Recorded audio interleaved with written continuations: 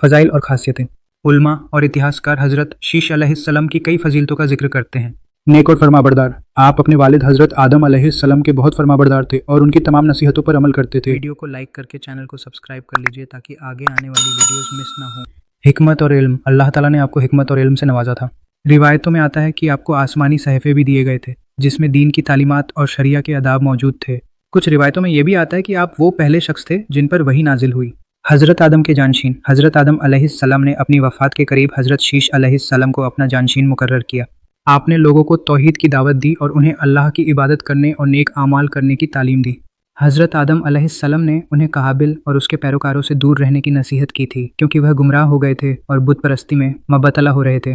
सिलसिला ए नसाब। किताबों में यह भी मौजूद है कि इंसानों का सिलसिला ए नसाब अक्सर हज़रत शीश अलैहिस्सलाम से ही चला। हज़रत आदम अलैहिस्सलाम की बाकी औलाद में से कुछ की नस्ल आगे नहीं बढ़ी, इसीलिए आपको कभी कभी बाप ए सानी यानी मानवता के दूसरे पिता भी कहा जाता है। आपकी उम्र। मुख्तालिफ रिवायतों में आपकी उम्र के बारे में इख्तिलाफ है, लेकिन कुछ मशहूर रिवायतों के मुताबिक आपने तकरीबन 912 साल की उम्र पाई। किताबों में जिक्र। हज़रत शीश अलैहिस्सलाम का जिक्र इस्लाम की मशहूर तफसीर की किताबों, तारीख किताबों और नबियों की कहानियों की किताबों में मिलता है। उदाहरण के लिए 8 तफसीर इब्न कसीर। इस मशहूर तफसीर में हज़रत आदम अलैहिस्सलाम के वाक़यात के जिक्र में हज़रत शीश अलैहिस्सलाम का भी जिक्र आता है, जहां आपको हज़रत आदम का जानशीन बताया गया है। 2 कैसास उल अनबिया। Stories of the prophets. इब्न कसीर द्वारा। इस किताब में तमाम नबियों अलैहिमुस्सलाम के अहवाल तफसील से बयान किए गए हैं और इसमें हज़रत शीश अलैहिस्सलाम के बारे में भी मालूमात मौजूद है। तारीख अर रसूल व अल मुलुक। History of prophets and kings. अल तबदरी द्वारा।